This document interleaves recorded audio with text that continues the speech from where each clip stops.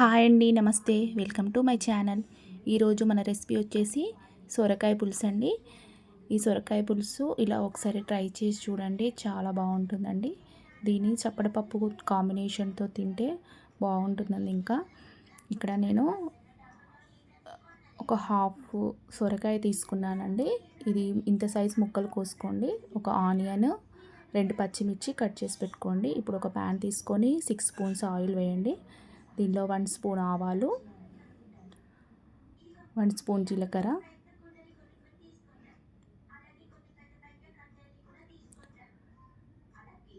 మనం ముందుగా కట్ చేసుకున్న ఆనియన్, పచ్చిమిర్చి, కరివేపాకు వేసి బాగా వేయించుకోండి. ఇప్పుడు ఆనియన్స్ కొంచెం వేగాక, ఇప్పుడు ఇలా కొంచెం ఫ్రై అయ్యాక దీంట్లో 1/2 స్పూన్ పసుపు వేసుకోండి.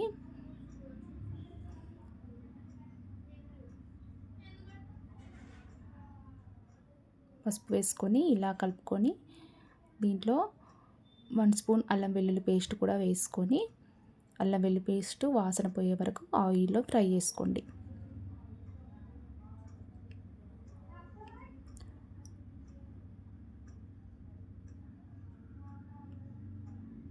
ఇలా బాగా ఫ్రై చేసుకోండి.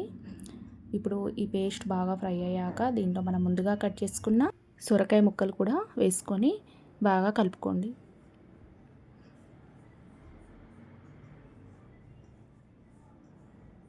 ఇలా బాగా ఆయిల్లో ఫ్రై చేసుకోండి. ఇప్పుడు మూత పెట్టి ఒక 10 మినిట్స్ వరకు ఆవిరికి ఉడికించుకోండి. ఇప్పుడు మూత తీసి చూడండి, కొంచెం ఫ్రై అయ్యాయండి. ఇప్పుడు ఒకసారి కలుపుకొని దీంట్లో మనం ఒక 2 టమాటాలను చిన్న ముక్కలుగా కట్ చేసుకొని వేసుకోండి.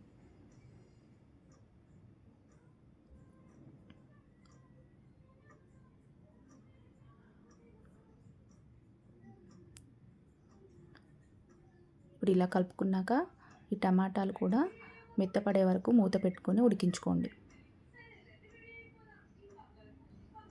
ఇప్పుడు మనం ఇక్కడ టమాటా ఒక నిమ్మకాయ సైజ్ చింతపండు నానబెట్టుకుంటున్నానండి. ఇప్పుడు మూత తీసి చూడండి, టమాటా కూడా బాగా ఉడికింది.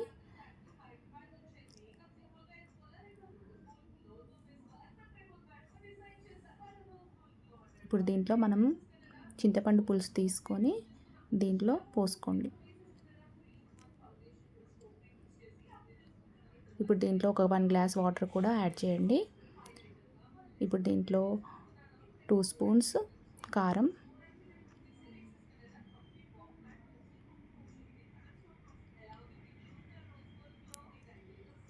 2 స్పూన్స్ ఉప్పు,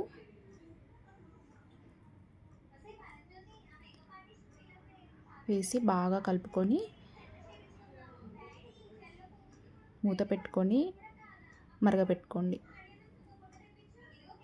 ఇప్పుడు చూడండి, పులుసు బాగా మరుగుతుంది కదండి. ఇప్పుడు దీంట్లో ఒక 1/2 స్పూన్ జీలకర్ర పొడి,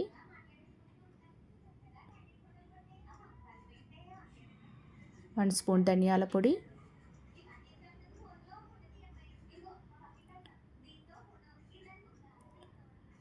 ఇక్కడ నేను ఇంట్లో ప్రిపేర్ చేసుకున్న సాంబార్ పౌడర్ కూడా యాడ్ చేస్తున్నాను. సాంబార్ పౌడర్ 1 స్పూన్, కొత్తిమీర,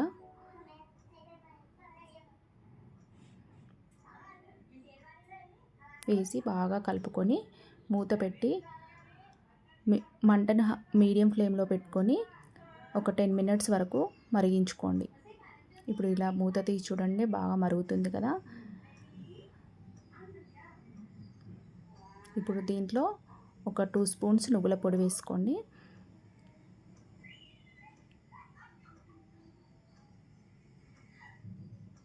కొంచెం మెంతిపిండి,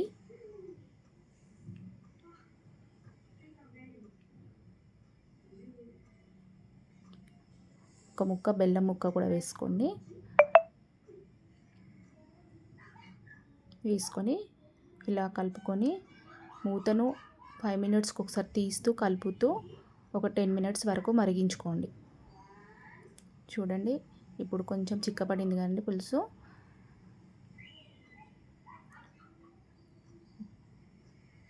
దీన్ని పోపు పెట్టుకోండి. మనకు సొరకాయ పులుసు ప్రిపేర్ అయిపోయినట్టేనండి. ఒకసారి ఇలా ట్రై చేసి చూడండి, చాలా టేస్టీగా ఉంటుందండి. పిల్లలైనా ఇష్టంగా తినేస్తారు. ఈ వీడియో మీకు నచ్చినట్టయితే please subscribe my channel. Thank you for watching.